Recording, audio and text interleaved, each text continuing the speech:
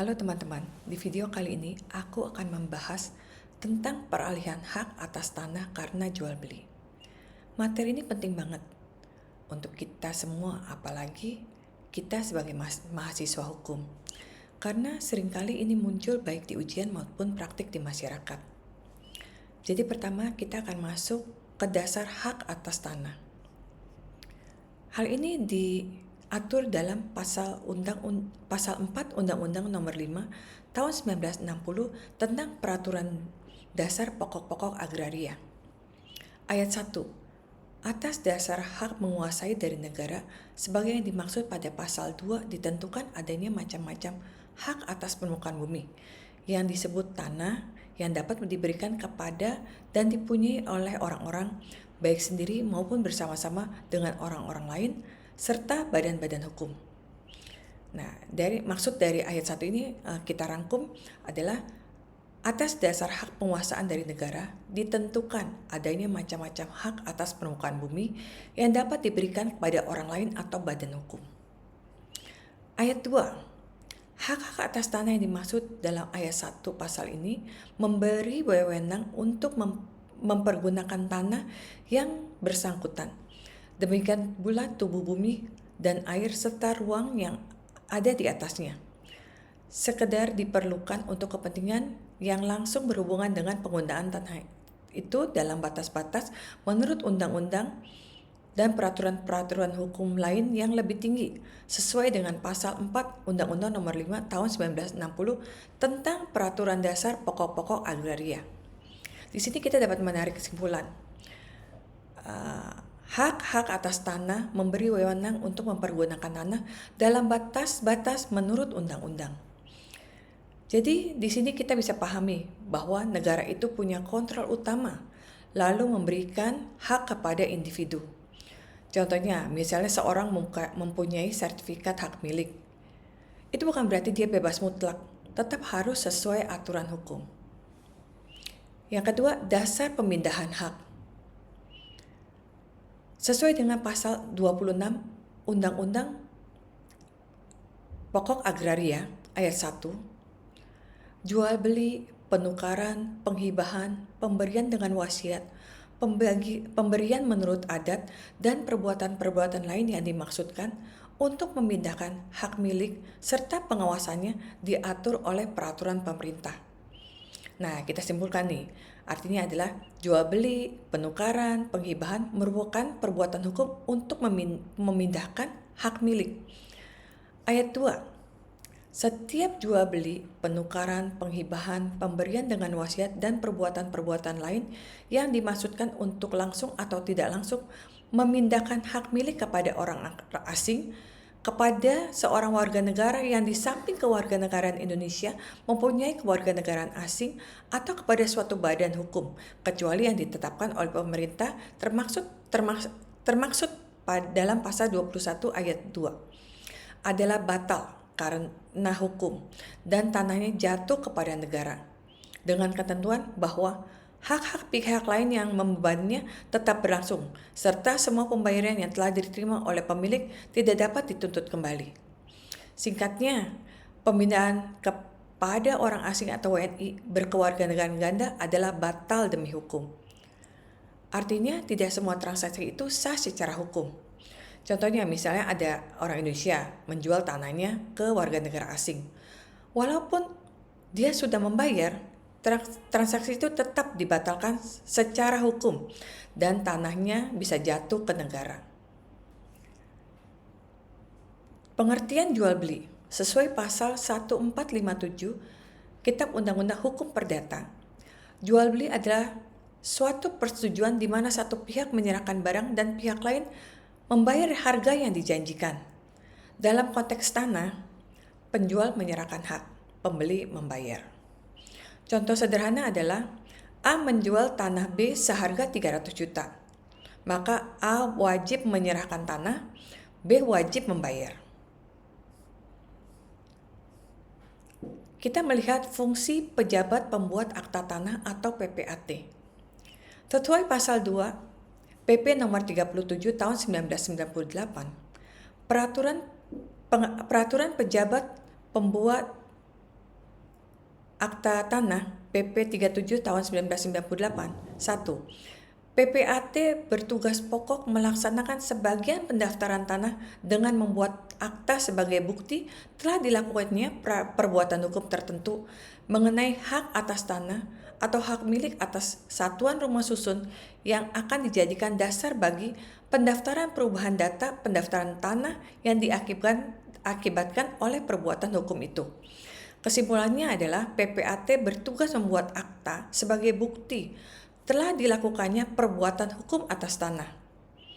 Perbuatan hukum itu dapat meliputi jual beli, tukar menukar, hibah, dan lain-lain.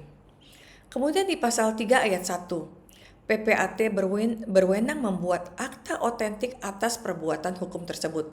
Artinya, tanpa PPAT, jual beli tanah tidak punya kekuatan pembuktian yang kuat. Contohnya, A dan B sepakat jual beli tanah. Kalau mereka tidak membuat akta di PPAT, maka itu tidak dapat dijadikan dasar yang kuat.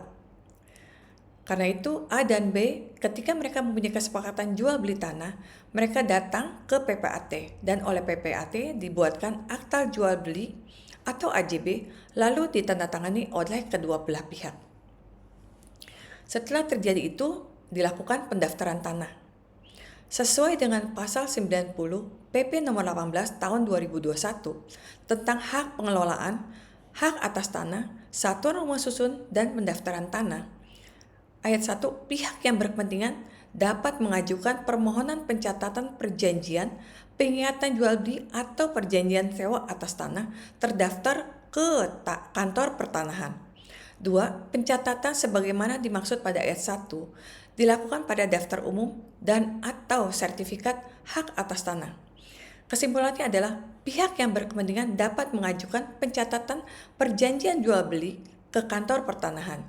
Tujuannya adalah untuk memberikan kepastian hukum dan mengubah data kepemilikan.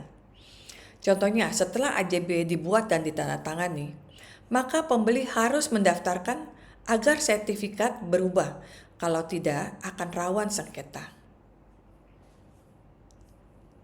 Nah, setelah pembelian dilakukan pajak penghasilan atas tanah, yang selanjutnya disebut PPh tanah.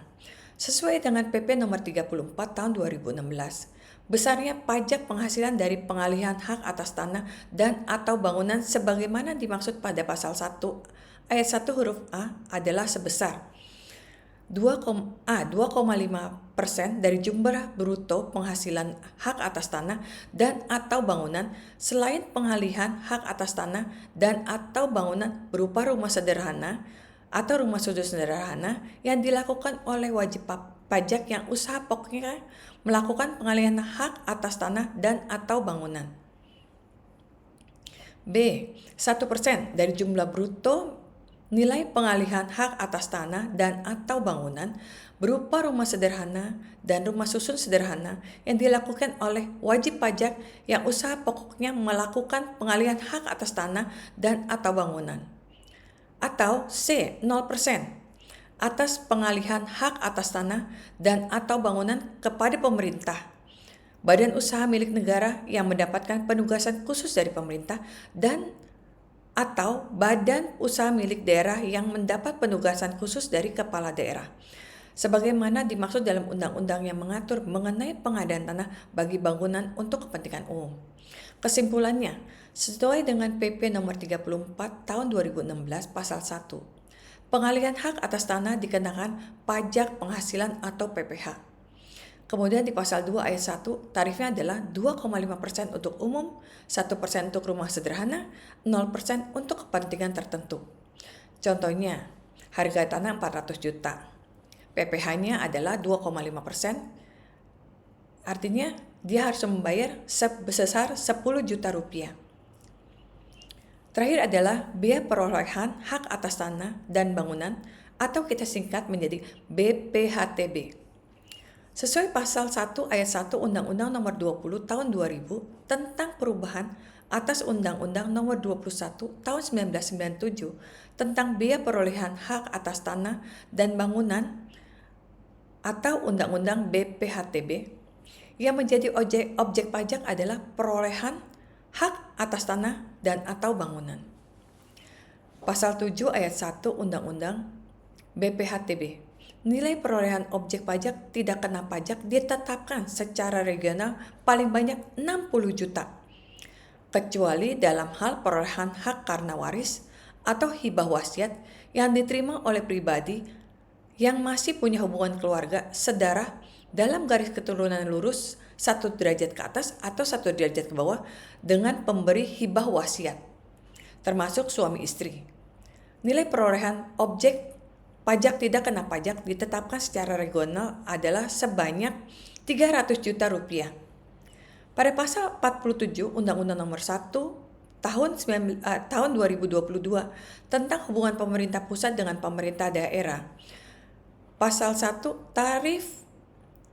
Ayat 1, tarif BPHTB ditetapkan paling tinggi sebesar 5%. Tarif BPHTB sebagaimana dimaksud pada ayat 1 ditetapkan dengan Perda. Kesimpulannya, objek pajak adalah perolehan hak atas tanah. Kemudian dalam Undang-Undang Nomor 1 Tahun 2022 Pasal 47, tarif maksimal BPHTB adalah 5%. Contoh, pembeli memperoleh tanah, maka wajib membayar BPHTB sesuai ketentuan daerah. Sebagai penutup, jadi pembahasan ini bisa disimpulkan bahwa peralihan hak atas tanah karena jual beli harus melalui dasar hukum yang jelas. 2. Akta pejabat pembuat akta tanah. 3. Pendaftaran tanah. 4. Pembayaran pajak. Kalau salah satu tidak terpenuhi, bisa mengakibatkan akibat hukum di kemudian hari. Sekian teman-teman, terima kasih. Semoga materi yang kita bahas hari ini bermanfaat bagi teman-teman mahasiswa hukum yang sedang mengambil hukum pertanahan dan juga untuk kita semua. Terima kasih.